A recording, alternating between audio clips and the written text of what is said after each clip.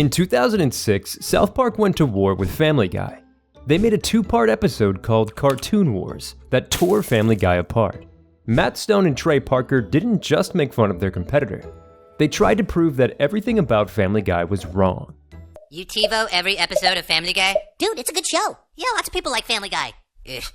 Peter, I can't believe you invited your old high school sweetheart over for dinner. You think that's bad? Remember when I auditioned to be David Hasselhoff's car? South Park made their biggest insult with a simple image.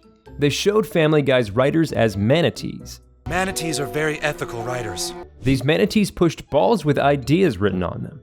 Each ball had a pop culture reference, a noun, or a verb. 5 random balls made one Family Guy joke. The point was clear. Anyone could write this show. Family Guy is written by manatees? Of course, it all makes sense now. The real insult went deeper. Writing for South Park meant caring about every detail. This wasn't just two shows fighting. Parker and Stone were saying something bigger about comedy writing. They found Family Guy took no skill, no craft, no real work. The manatee idea meant the jokes didn't matter. You could mix them up any way you wanted. The show would still be the same. Ow! Dad, what the hell? These are random flashbacks that pop up in the middle of scenes. A character says something, then the show jumps to an unrelated joke. Then it comes back like nothing happened. Now, they tell me in your next movie, we get to see your butt. Yes, you do. Can we see it right now? Well, all right, Hitler. Oh, he's going to do it! That has nothing to do with what we're talking about, became their main complaint. South Park built everything on jokes that fit the story. Every laugh should come from what the characters are doing. Cutaways broke this rule. They made this a rule in their own show. Sources say Stone and Parker could tell which new writers liked making random jokes. They had to train these writers to stop. It wasn't enough to be funny. You had to understand why certain funny things hurt the story.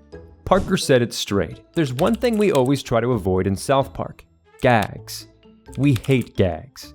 Family Guy broke that rule in every episode, but they had an even bigger problem with how Family Guy told their stories.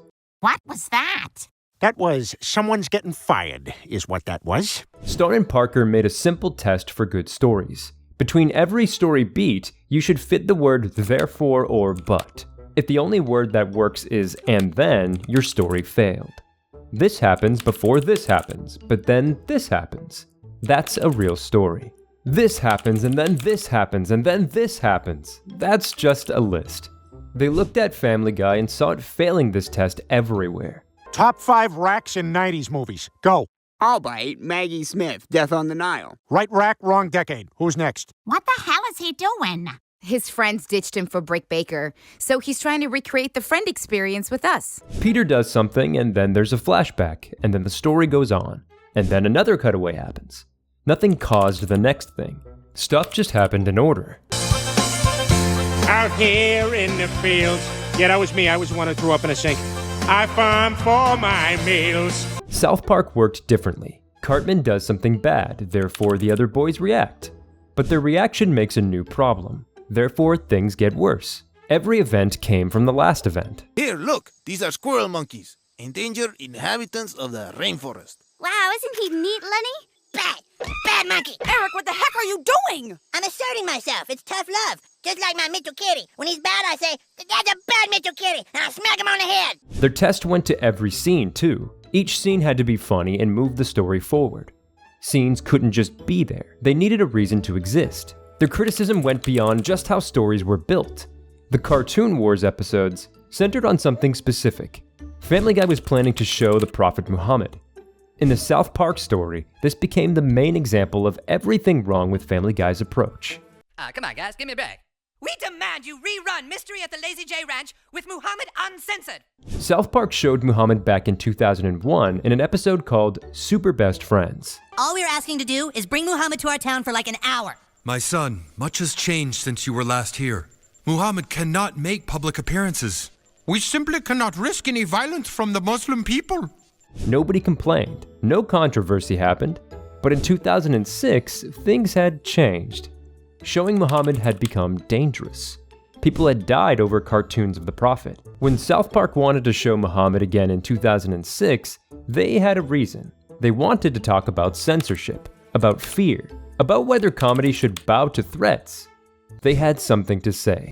For the past few decades, we haven't had to risk anything to defend it. But those times are going to come.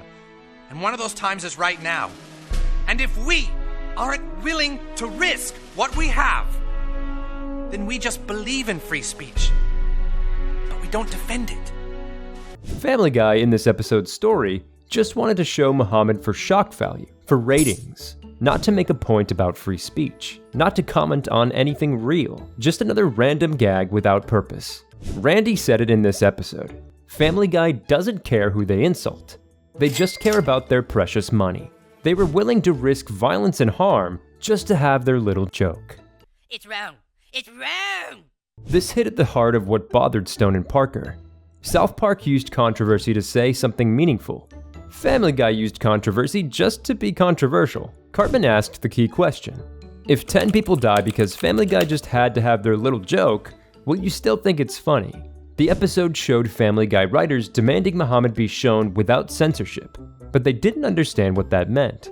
They weren't making a standard for free speech, they just wanted to be edgy. South Park tried to expose something they saw as hypocrisy. Either it's all okay or none of it is, they argued. You can't just make offensive content without defending why it matters. Family Guy was portrayed as not understanding or caring about this principle. The criticism extended beyond just one episode. Parker's harshest words were simple. We just don't respect it in terms of writing. Not we don't like it or it's different from us. They don't respect it.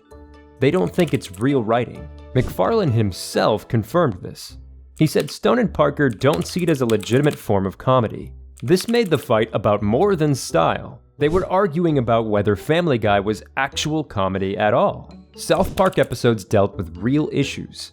Every episode started with something Stone and Parker wanted to explore. The comedy came from looking at the issue through their characters. The medical director decides what claims are valid for us to pay for. But you didn't say who the patient was or what was wrong with him. Right. The medical director's job is just to say no. Satire had a point.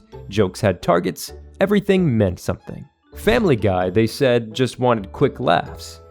The show could be funny without being about anything. Jokes existed just to be jokes. No bigger meaning and no real point. Dad, I just don't hear it. Come on! Really, Peter, it just doesn't... You're telling me that doesn't sound like Camptown races? Not one bit. Too short, people! This mattered to the creators who saw themselves as making commentary. They used comedy to talk about society, politics, and culture. Family Guy used comedy to fill time between pop culture references. But under all these creative arguments was a simpler feeling. Stone admitted the truth. Yeah, it totally is childish, because Family Guy gets like 4 times the ratings as us. He knew they sounded petty.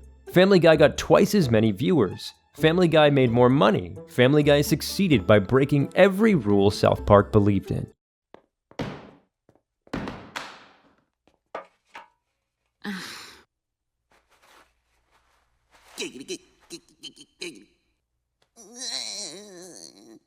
Would you just sit down and go to the bathroom already?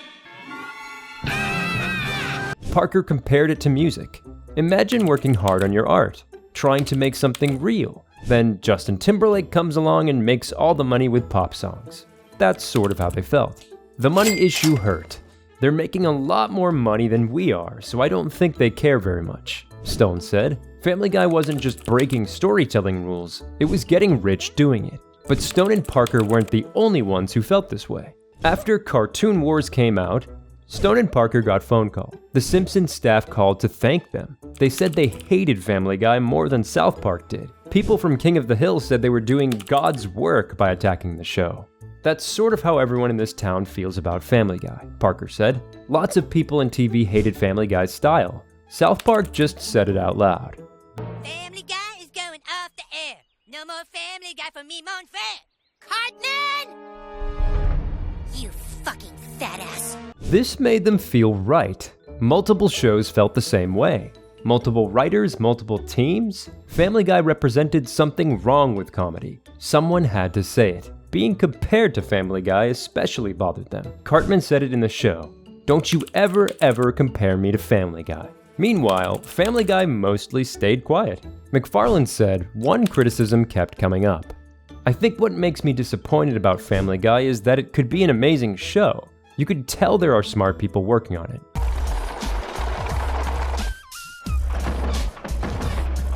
Hey ladies, check out this ride, huh? Yeah, I'm off to make trouble for the establishment.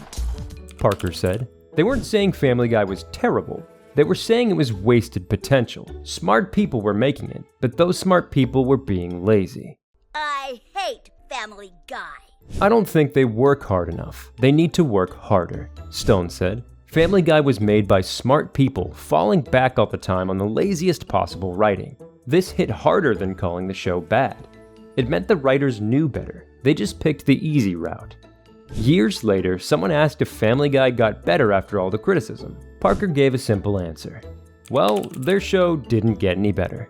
South Park's hatred of Family Guy goes beyond normal TV rivalry. It's a fight about what comedy should be, how stories should work, whether you can use controversy without having something to say. Stone and Parker believed comedy should mean something, should take risks for a reason, should work hard to earn its laughs. Family Guy succeeded by ignoring all of those rules, and that success made the criticism even sharper. If you want more stories about TV feuds and entertainment drama, hit that subscribe button below.